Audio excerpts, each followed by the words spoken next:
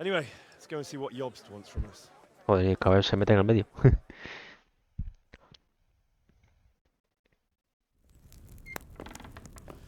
My lords, Christ's blessings on you all. And on you, Lord Capon.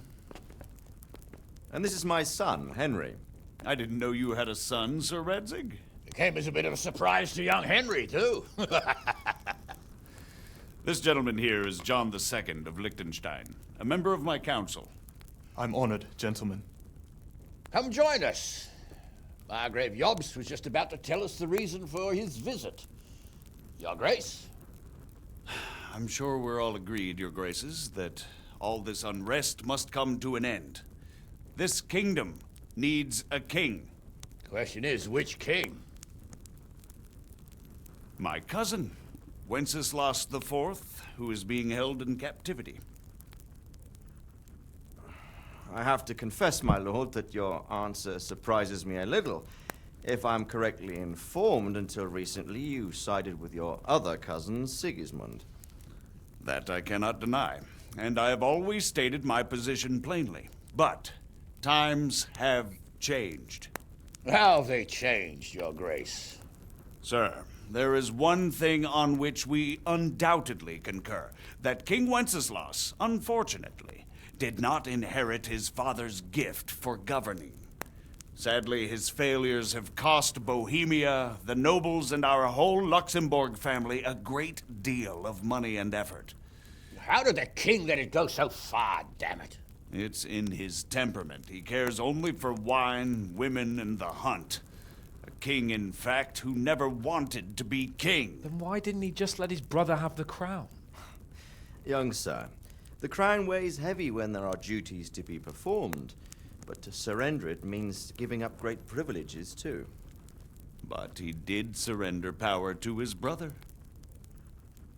When things started getting out of hand, Wenceslas appealed to Sigismund for help in restoring order. What, you're saying Wenceslas invited him here? This is starting to make my head spin. Actually, it makes sense when you think about it. Sigismund wanted to re-establish the power of the whole House of Luxembourg. He thought if he helped Wenceslas win the imperial crown, in return his brother would help him become the king of the Romans, and leave the actual reign of Bohemia and the empire to him. Sigismund would govern, while Wenceslas could carry on doing what he was best at, enjoying the life of the imperial court. Why wasn't Wenceslas crowned Holy Roman Emperor long ago? He was already elected king of the Romans. All he had to do was go and let the Pope put the damn imperial crown on his head. Who knows? Maybe he'd prefer hunting and consorting with bathhouse wenches to spending time with the Pope.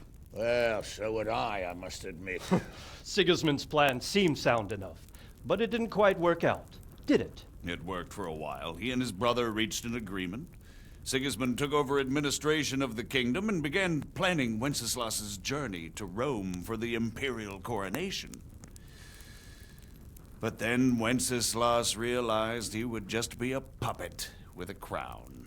I must say, Margrave Jobst, Wenceslas and Prokop behave rather like naughty children in need of a good clout about the ears. Sigismund would agree. He was already planning his rule of Bohemia, and all of a sudden, the rug was pulled from under him. I'd say he lost his patience and decided he'd drag Wenceslas to the coronation kicking and screaming if he had to. Just like a naughty child, as you say. So he abducted him and your brother Prokop too, if I heard correctly. Correct. And you helped him do it, if I heard correctly. Yes, your graces, it's true. I was there when Sigismund abducted Prokop. I thought everything could somehow be settled, that we could make my brother see sense. But Sigismund just wanted to put an end to the dispute once and for all, whatever the cost. There was nothing I could do to stop him. And that's one of the reasons why I'm here. The worst of it is that it was all for nothing. Instead of putting a stop to the revolt, it escalated it, and the result is this chaos we have today. That's true enough, sir. But I must admit now, I'm not sure what your position is. The king is incompetent, but we must protect him? The simple truth, gentlemen. is that for all of Wenceslas's faults, we have no one else. So we'll have to make do with his idleness. People like him, though. But what can we do now? Sigismund has the League of Lords behind him. Otto von Berghof, Heinrich von Rosenberg. The situation has gotten completely out of control. Now even the nobles of the League of Lords are realizing that Sigismund wasn't the right choice. So now Berghof is on your side. Are we to assemble an army together with him and face Sigismund on the field of battle? We're not in Hungary now. Such affairs may be settled elegantly, without unnecessary hostilities or expenses. I have negotiated an alliance with the Hungarian bishops, the Polish, and of course the Czech nobility, against Sigismund. Every day he is losing the ground under his feet, and that's why I need your help too. What kind of help, though? Sigismund has a massive army, and Rosenberg, Berghof, and Prague are behind him. Do you have an army you could face him with? But that's not what I mean at all. There's been a revolt against Sigismund in Hungary, partly due to my efforts, and now he'll have to choose whether he wants to gain the Bohemian crown, which is a very risky enterprise, or hold on to the Hungarian one. He can't have both. And there's a tough struggle awaiting him in Hungary. I'm not sure he'll win, and Rosenberg and Berghof know it too. They're not stupid. If the Bohemian nobility stands together, they will turn. We are men of little consequence, Margrave. Radzig here lost everything because of his alliance with Wenceslas. Sir Divish came within a hair of the same fate. Even Rattay is defenseless against Sigismund and the League of Lords. What's more, Your Grace, King Wenceslas languishes in captivity in Vienna. He can't rule too well from there. And what do you propose? To sit with your arms folded till the Bohemian lands are turned to ashes like scarlets? We have to put a stop to this senseless war! And do you know, sir, what the true position of the League of Lords is? I'm not on the best of terms with them at this moment, so you'll have to ask them yourselves. Yes. Why not? I'll go and visit Berghof at his castle and we'll see what he tells me. You know, that's not such a bad idea, young sir. True. Though a little risky. I doubt Berghof would harm a blue-blooded envoy. And you can find out what he has to say about developments and what the League of Lords is planning. Then we'll decide what to do next. I'll help you compose a letter to him.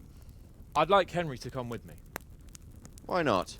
He's proven himself an able investigator, and he'll also be a good bodyguard if anything should happen. And I'll send Sir John here to Kuttenberg to be my eyes and ears there. I believe both your reports will help us get a better grip on the situation. When can you set out? Just as soon as I've packed my things. Excellent. Margrave Jobst and I will draft a letter.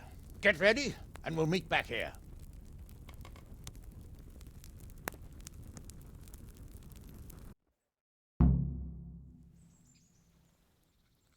I expect it would be best to write it in your Pues name as Lord of Light. hablar con vuestro Quite padre. so, Margrave.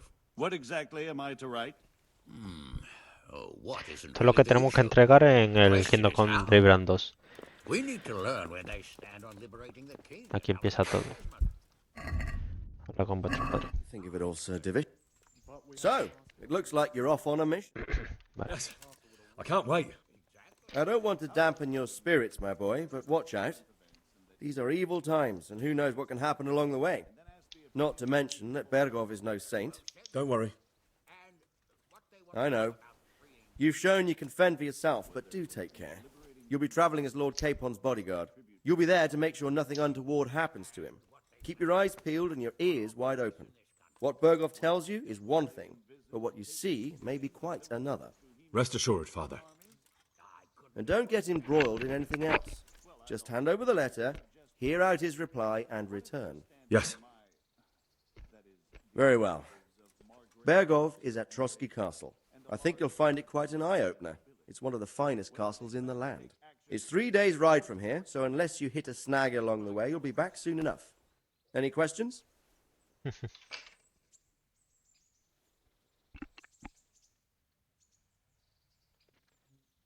I'm getting a bit.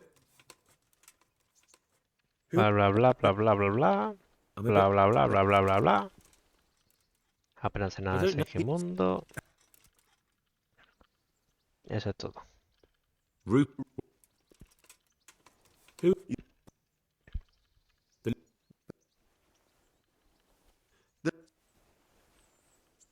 That's about all. Very well.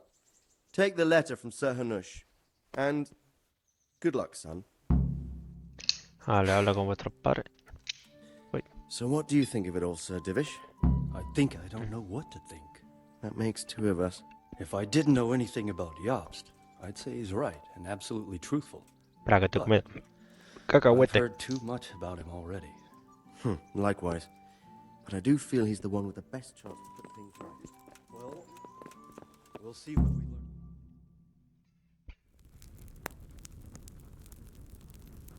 I believe we have written it well, gentlemen. Without a doubt. No one could deduce from this whether we are Sigismund's allies or foes.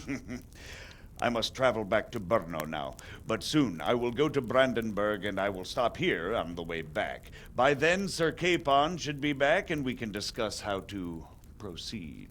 Right. Before you leave, my lord, there is one thing that gives me no rest. Why did Sigismund come as a foe? It makes no sense. If I may, sir, I think I can explain. Oh, please enlighten us, young sir. I live not far from Hungary, where Sigismund reigns. It is a savage country, and the constant war with the Turks has hardened the people. They need a monarch with an iron hand. So when Sigismund felt the wind of revolt, he reacted as he would at home.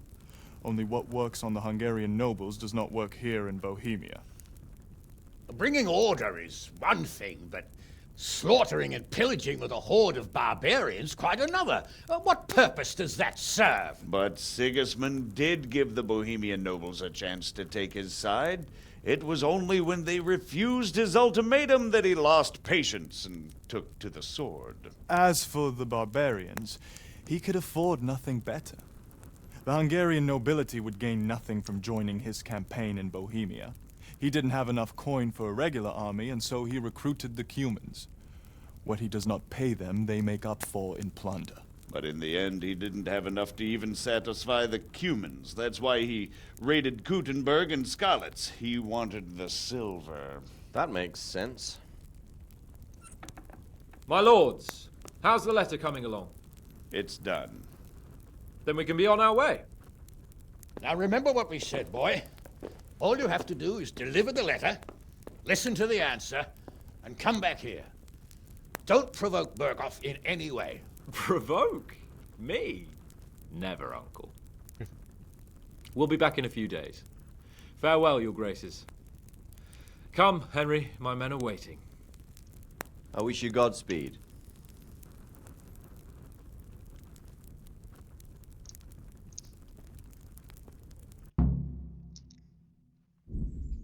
Pero bueno, has completado la historia principal. Si quieres puedes hablar. Pues ya terminamos. Uy.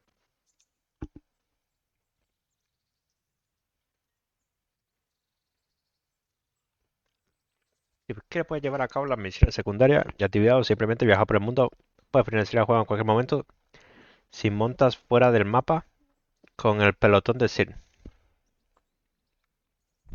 Come now, Hal. My men are mustered in the courtyard. We can get going. Vale, pues nos vamos. Nos vamos, nos vamos. Nos vamos. Vale. Está todo perfecto, ¿no? Ya después tendré que unir esta parte final con la otra. Porque, claro, ya lo dividí el vídeo. Hombre, es que va muy lento.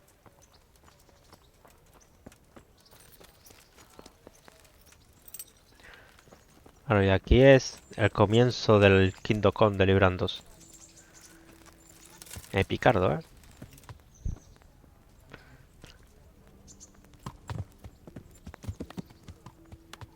Ah, creo que tengo que hablar con él. Y si vas para las misiones todavía tienes lo de la venganza.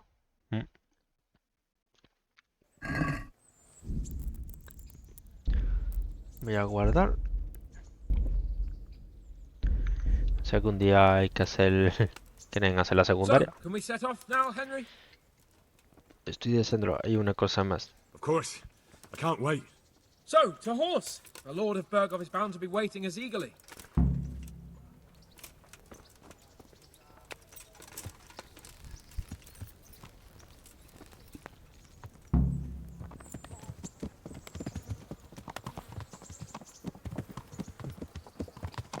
Oye, que me empuja, oye, que me empuja.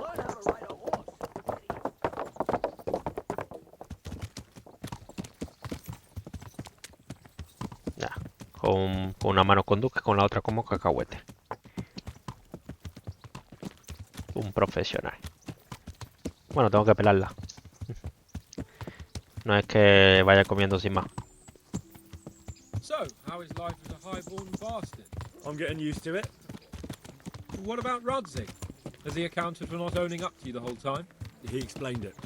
All will be well, I think. Glad to hear it. It's far more acceptable for a nobleman to befriend a noble bastard than a blacksmith's son. Mind you, don't come to blows with a blacksmith, my young lord.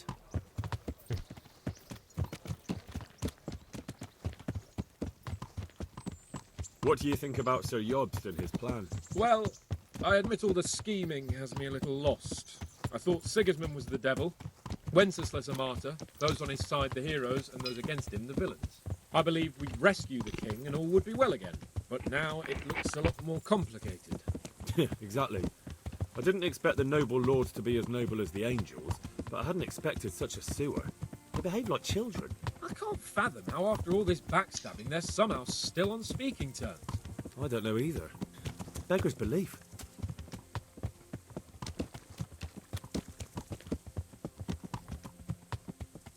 Did you know that King Wenceslas is such a...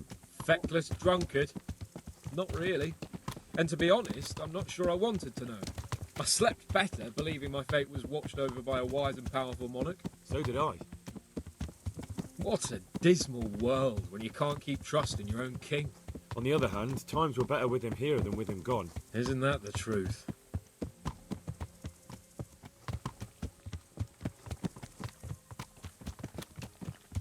What do you think of Sigismund?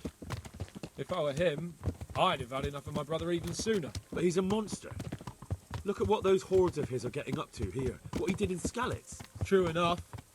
On the other hand, if Wenceslas and Prokop hadn't double-crossed him, none of this would have happened. No one forced him to burn Skalitz. That's a fact. But he couldn't let them shit all over him either. Not that I'm defending him, mind. He's a weasel.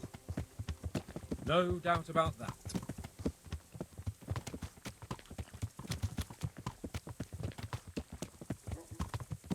Do you know anything about Prokop? Ha! Sir Hanush could tell you a thing or two about him. Why? Last winter, a certain Sir Jan Sokol of Lamberg, a well-known knight, or robber baron to some, tried to occupy the city of Iglau, which was on the orders of none other than Prokop. And what has that got to do with Hanush? Well, he was there with him. Of course, that's not something to brag about in front of Jobst. And what was it all about? They wanted to occupy a city that was on the side of the League of Lords, but despite there being several hundred strong, they didn't take it. For one thing, they couldn't get past the Iglau women, with their pitchforks and cauldrons of hot water. I would never have thought of Sir Hanush as such a rebel.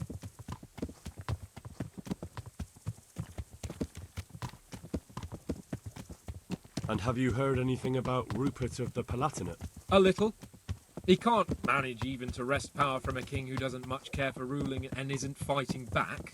That doesn't seem like a man who has what it takes to rule. And that's all I need to know.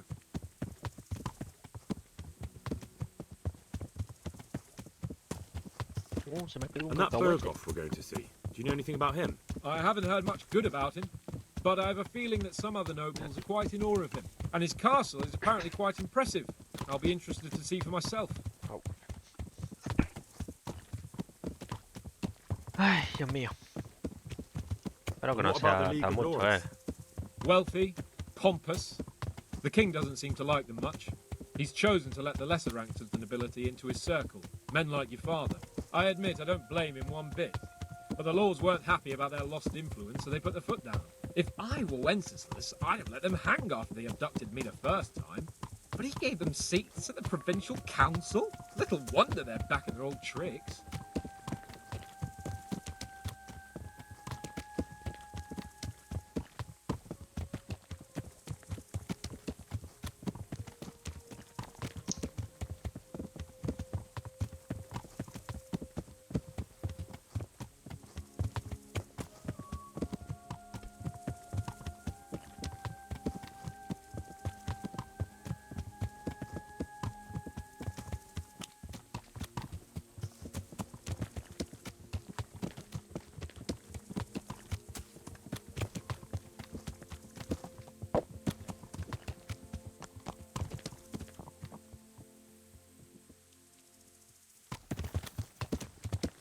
Ya me he comido los cacahuetes.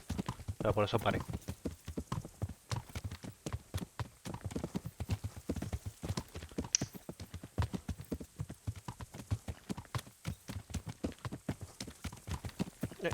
Una paradita técnica.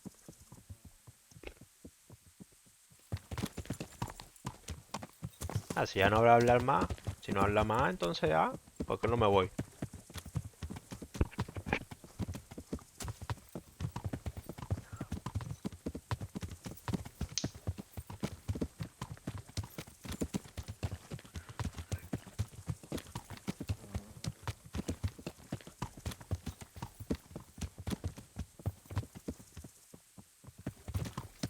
Paradita. Ay, esta me está costando. No.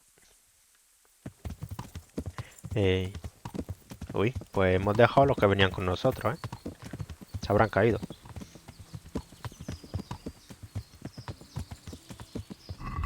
Y bueno. Ah, ya queda poco ya.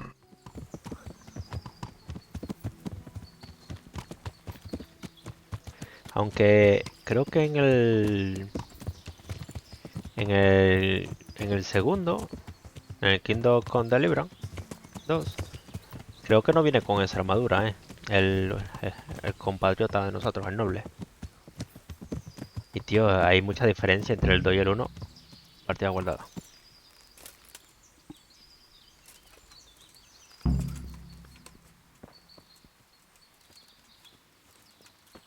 Vale, porque va a descansar aquí. Good gracious, it's Henry, champion of the Rat-Eye Tourney. El campeón de rata. Lamento no haberos quedado. ¿Qué se verá? ¿Lamentáis? Are you wishing you'd stayed home at Rat-Eye instead of joining in our nighttime venture? You must be joking. I haven't had so much fun since... actually ever. Really? Un conejito. Despite being wounded? Actually, you missed the best part. When I was hauling you like a sack of grain to the battlements dead to the world. It can't have been that much fun if I fell asleep. But you might have handled me a bit more gently. I'm black and blue all over. Oh, all right then. Next time I'll just leave you to Istvan's tender mercies. Nonsense. What would you do without me? Still, thank you for hauling me out of there. Anything for you, my lord. See you later.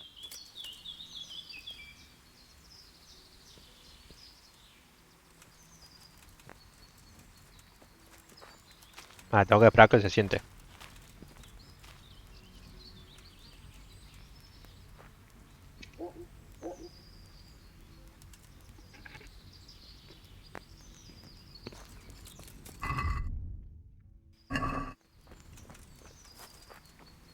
How about it, Henry? Can we go? Are you ready for this? Sí. Of course. At last I'll get to see more of the country and have a bit of an outing. Quite.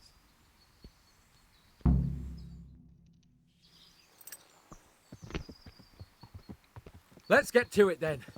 I finally have the feeling we're doing something worthwhile. We're helping to save the king.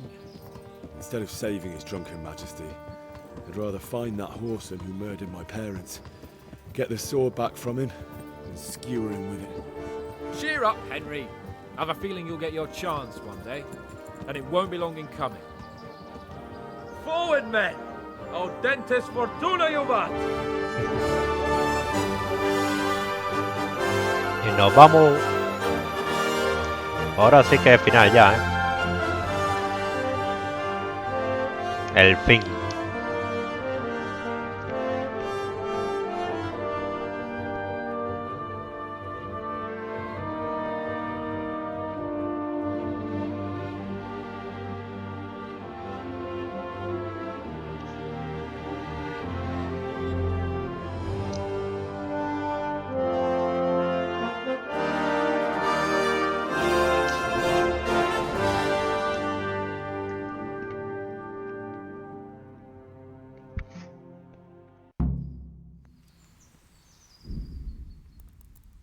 Pues sí, ya está. Pues ya hemos terminado.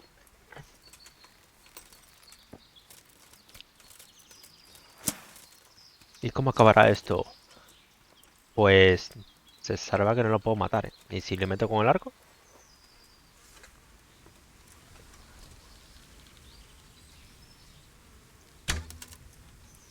¿Cómo le puede pasar eso por la cabeza? ¡Ah! Me lo prohibió, ¿viste? ¿Viste? Con una X.